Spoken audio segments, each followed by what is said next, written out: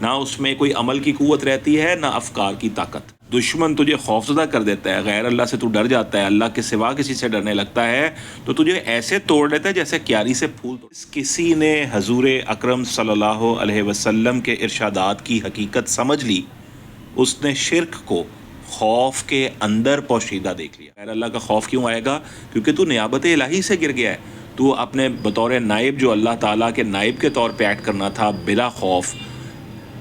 لا خوف علیہم ولا ہم یحزنون کے جس مقام پہ تو نے کھڑے ہونا تھا وہ تجھ سے چھن جاتا۔ بسم اللہ الرحمن الرحیم۔ السلام علیکم دوستو، آج ہم بات کریں گے رموز بے خودی میں علامہ محمد اقبال ڈر، خوف اور غم اور مایوسی کے بارے میں کیا کہتے ہیں۔ آپ کو پتہ ہے کہ اللہ کریم نے فرمایا ان اولیاء اللہ لا خوف علیہم ولا ہم یحزنون، کہ جو اللہ تعالیٰ کے ولی ہوتے ہیں ان کو خوف اور حزن نہیں ہوتا۔ حزن یعنی ملال نہیں ہوتا۔ جن چیزوں سے یہ پیدا ہوتے ہیں، یا نا امیدی کیا ہوتی ہے، غم کیا ہوتا ہے، خوف کیا ہوتا ہے، علامہ محمد اقبال رموز بے خودی میں اس مضمون کی وضاحت کرتے ہیں۔ اور اس میں جب یہ لانگ پوئم مثنوی ان کی کنٹینیو ہوتی ہے تو یہ فرماتے ہیں، جس کا سب سے آخری شعر سے ہم ابتدا کرتے ہیں، جس میں وہ فرماتے ہیں کہ جس کسی نے حضور اکرم صلی اللہ علیہ وسلم کے ارشادات کی حقیقت سمجھ لی، اس نے شرک کو خوف کے اندر پوشیدہ دیکھ لیا۔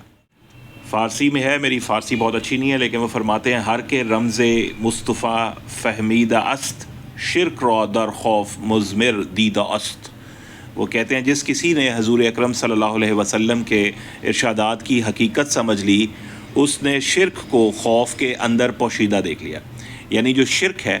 وہ کس طرح خوف کے کوک میں پلتا ہے۔ وہ یہ کہتے ہیں کہ خوشامد ہو، مکاری ہو، کینہ ہو، جھوٹ ہو، یہ سب برائیاں خوف سے فروغ پاتی ہیں۔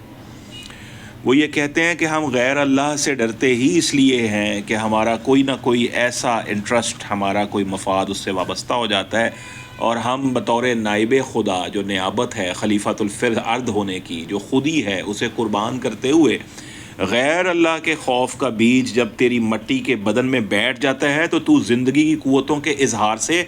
باز آ جاتا ہے۔ یعنی کہ جو قوت دی ہے بطور نائب خدا، جب تو خدا کے نائب کے طور پہ ایکٹ نہیں کر رہا بلکہ کسی غیر اللہ کے خوف میں مبتلا ہو گیا ہے، تو تیرے اندر جو صلاحیت ہے وہ پھر مضمر اور چھپی ہوئی صلاحیت، وہ آہستہ آہستہ اپنے اظہار سے باز رہتی ہے، وہ اظہار نہیں کر پاتی، وہ نکل نہیں پاتی، نکھر نہیں پاتی۔ پھر وہ کہتے ہیں کہ اگر کسی شخص کے پاس خوف آ جائے، وہ غیر اللہ سے ڈرنے لگے، تو اس کے پاؤں سے چلنے کی طاقت یہ خوف چرا لیتا ہے، اس کے دماغ سے اعلیٰ افکار چھین لیتا ہے۔ یعنی نہ تو اس کا خیال بلند ہو سکتا ہے، نہ اس کا احساس گہرا ہو سکتا ہے، نہ اس میں کوئی عمل کی قوت رہتی ہے، نہ افکار کی طاقت۔ پھر علامہ فرماتے ہیں کہ جب دشمن تجھے خوفزدہ کر دیتا ہے، غیر اللہ سے تو ڈر جاتا ہے، اللہ کے سوا کسی سے ڈرنے لگتا ہے تو تجھے ایسے توڑ لیتا ہے جیسے کیاری سے پھول توڑا جاتا ہے۔ آپ نے دیکھا ہوگا ایک چمن ہو، ایک گلستان ہو، اس میں خوبصورت پھول لگے ہوں، کوئی شخص ایک پھول اٹھائے اور اس کو مسل دے تو وہ پھول معصوم بالکل اپنے اوپر ہونے والے ظلم کی داستان بس سنا سکتا ہے کہ مجھے مسل دیا گیا ہے، لیکن اس کی اپنی کوئی نہ شناخت رہتی ہے، نہ اپنا کوئی کردار رہتا ہے، نہ عمل رہتا ہے۔ علامہ محمد اقبال کہہ رہے ہیں کہ تو کیاری سے ٹوٹا ہوا پھول بن جائے گا اگر تجھے خوف کسی غیر اللہ کا آ گیا۔ اور غیر اللہ کا خوف کیوں آئے گا؟ کیونکہ تو نیابت الہی سے گر گیا ہے۔ تو اپنے بطور نائب، جو اللہ تعالیٰ کے نائب کے طور پہ ایکٹ کرنا تھا بلا خوف، لا خوف علیہم ولا ہم یحزنون کے جس مقام پہ تو نے کھڑے ہونا تھا وہ تجھ سے چھن جاتا ہے۔ پھر وہ کہتے ہیں خوف ہمارے پاؤں میں زنجیر کی مانند ہے، ورنہ ہمارے دریا میں ایسی ہمت ہے کہ سینکڑوں سیلاب اس میں موجود ہیں۔ وہ کہتے ہیں کہ اگر اس تار کو کس لے تو کہ تیرے اندر نغمہ پیدا ہو سکتا ہے، ایسا نالہ پیدا ہو سکتا ہے جو آسمان پر پہنچ کر محشر بپا کر دے۔ خوف حکومت مرگ کا جاسوس ہے، اس کے اندرون میم مرگ کی مانند تاریک ہے۔ اس جاسوس کی آنکھ زندگی کے معاملات کو درم برم کر دیتی ہے اور اس کے کان زندگی کی بڑی بڑی خبریں چلا دیتے ہیں۔ تیرے دل کے اندر جو بھی برائیاں پنہا ہیں، اگر تو غور سے دیکھے تو اس کی بنیاد خوف ہے۔ علامہ اقبال خوف کے بارے میں ہی یہ کہتے ہیں کہ آپ یہ دیکھیں کہ حضرت ابوبکر صدیق رضی اللہ تعالیٰ عنہ جب غار ثور میں نبی اکرم صلی اللہ علیہ وسلم کے ساتھ تھے تو قرآن مجید میں وہ تذکرہ موجود ہے جس میں اللہ کریم فرماتے ہیں کہ نبی اکرم صلی اللہ علیہ وسلم نے فرمایا، یعنی جب وہ واقعہ ہم تک پہنچا ہے، نبی اکرم صلی اللہ علیہ وسلم نے فرمایا لا تحزن، غم نہ کھا، یعنی بالکل خوف نہ کھا، بالکل خوف زدہ نہ ہو، کسی کام میں مبتلا نہ ہو، یہ ہمارا کچھ نہیں بگاڑ سکتے۔ وہ کہتے ہیں اسی سبق نے ابو بکر صدیق رضی اللہ تعالیٰ عنہ کو صدیق بنا دیا، وہ حق الیقین کی میں سے سرمست ہو گئے۔ پھر آگے چل کے وہ یہ کہتے ہیں کہ ایمان کی قوت جب بڑھ جاتی ہے تو لا خوف علیہم کا ورد بن جاتی ہے۔ وہ کہتے ہیں موسیٰ فرعون کی جانب گئے تو ان کا قلب لا تخف سے مضبوط ہوا۔ اب یہ جو دو مثالیں پیش کی ہیں علامہ محمد اقبال نے، غم کے حوالے سے اور خوف کے حوالے سے، وہ کہہ رہے ہیں فرعون کے پاس جاتے ہوئے بھی موسیٰ علیہ السلام نے کسی طرح کا خوف محسوس نہیں کیا۔ غار ثور میں تمام چیزیں لٹ چکی ہیں، پیچھے گھر بار رہ چکا ہے، ہجرت کی طرف جا رہے ہیں، پاس کچھ ہے نہیں اور جو دشمن ہے وہ آن کھڑا ہوا ہے۔ اللہ کے رسول صلی اللہ علیہ وسلم نے فرمایا پچھلا کوئی غم نہ کر، کوئی خوف نہ کھا، اور حضرت ابراہیم علیہ السلام نبی اکرم صلی اللہ علیہ وسلم پہ ایمان کی وجہ سے صدیقیت کے مقام پر فائز ہوئے، صدیق اکبر کہلائے۔ اور موسیٰ علیہ السلام فرعون کی طرف جاتے ہوئے بالکل گھبرائے نہیں، بالکل خوف نہیں کھایا۔ تو وہ کہتے ہیں جو چاہے یہ لا تحزن کا سبق ہو یا لا تخف کا سبق ہو، یہ دونوں سبق تب مل سکتے ہیں جب ایک انسان نیابت الہی پہ کھڑا رہے، وہ غیر اللہ سے گھبرائے نہیں، وہ اللہ پر ایمان رکھے اور ایمان کے ساتھ چلتا رہے، ورنہ اس کی وہ فطرت کمزور ہو جاتی ہے، دل لرزنے لگتا ہے، کانپنے لگتا ہے، خوف اس کے پاؤں سے چلنے کی طاقت چرا لیتے ہیں، دشمن سے وہ خوف زدہ رہتا ہے، کیاری کے ایک پھول کی مانند ہو جاتا ہے، اس کی تلوار میں وہ زور نہیں رہتا، پاؤں کی زنجیر یہ خوف اس کا بنتے ہوئے وہ سینکڑوں سیلاب جو لوگوں کو بہا کر لے جائیں، یعنی ایسے غیر اللہ کو بہا کر لے جائیں، وہ سیلاب پھر اپنا راستہ بدل لیتے ہیں، اس کی طبیعت سے، اس کے مزاج سے، اس کے جسم سے، اس کے وجود سے وہ طاقت رخصت ہو جاتی ہے جو اللہ تعالیٰ نے بطور نائب انسان کو عطا کی ہے، اور صرف اس وجہ سے کہ وہ غیر اللہ پر بھروسہ کر بیٹھا ہے، اس وجہ سے کہ وہ غیر اللہ سے خوف کھا بیٹھا ہے، اس وجہ سے کہ وہ غیر اللہ سے مایوسی میں چلا گیا ہے، غیر اللہ کے اوپر بھروسہ کر کے۔ اور پھر وہ یہ آخر میں جو کہتے ہیں کہ تمام جو اس کے اندر عیب ہیں وہ کیوں پیدا ہو رہے ہیں، کیونکہ وہ غیر اللہ سے جب ڈرے گا تو جھوٹ بولے گا، جب وہ غیر اللہ سے ڈرے گا تو کینہ کرے گا، جب وہ غیر اللہ سے ڈرے گا تو مکاری اپنائے گا، جب وہ غیر اللہ سے ڈرے گا تو غیر اللہ کی خوشامد کرے گا۔ جیسے ہی کوئی شخص غیر اللہ کا پرستار ہوا تو لازمی طور پہ کوئی انسان دوسرے انسان سے اپنا کام نکالنے کے لیے خوشامد کرے گا، جھوٹ بولے گا، مکاری کرے گا، کینہ کرے گا۔ وہ کہتے ہیں اپنے مقام سے اتنا نیچے کیوں گرے ہو کھائی میں؟ اس لیے کہ اللہ تعالیٰ نے جس مقام نیابت پہ تمہیں کھڑا کیا تھا وہاں تو غیر اللہ سے خوف سے آزاد کیا تھا۔ حضرت ابو بکر صدیق رضی اللہ تعالیٰ عنہ کی طرف لا تحزن کا سبق دیا تھا آپ کو بھی، حضرت موسیٰ علیہ السلام کی طرح تمہیں بھی لا تخف کا کہ خوف نہ کھا یہ سبق دیا تھا۔ جو شخص نیابت الہی پہ کھڑا ہے اس کے پاس لا تخف اور لا تحزن کا اگر خوف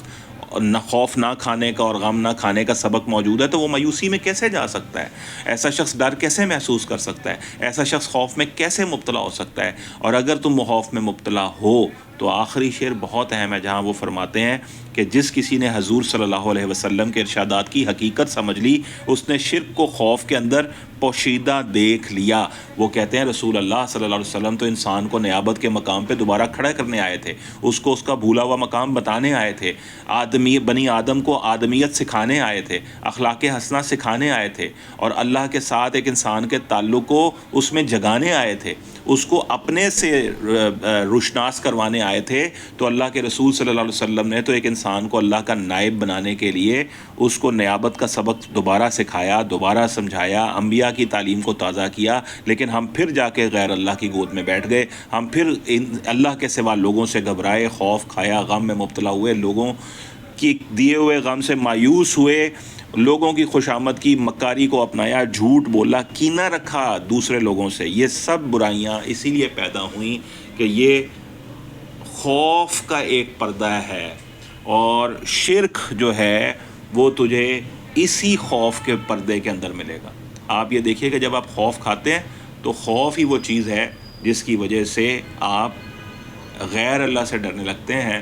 اور اللہ تعالیٰ کو بھول جاتے ہیں۔ یہی وہ پیغام ہے جو ڈاکٹر علامہ محمد اقبال اس نظم میں دیتے ہیں کہ اگر رسول اللہ صلی اللہ علیہ وسلم سے تعلق ہے تو لا تخف پہ غور کر، لا تحزن پہ غور کر، موسیٰ علیہ السلام کے کردار پہ غور کر، حضرت ابو بکر صدیق رضی اللہ تعالیٰ عنہ کے کردار پہ غور کر، اور دیکھ کہ تیرے اندر جو برائی ہے اس کی جڑ کیا ہے۔ وہ برائی کی جڑ دو ہی ہیں، مایوسی اور دوسرا خوف۔ اور اللہ تعالیٰ نے اپنے ولیوں کی جو شان بتائی ہے وہ کیا ہے؟ انا اولیاء اللہ لا خوف علیہم ولا هم یحزنون۔ وہ کہتے ہیں اگر تو اس بات کو سمجھ جائے تو تو حضور اکرم صلی اللہ علیہ وسلم کے ارشادات کی حقیقت سمجھ گیا ہے، ان کے پیغام کی اصل کو سمجھ گیا ہے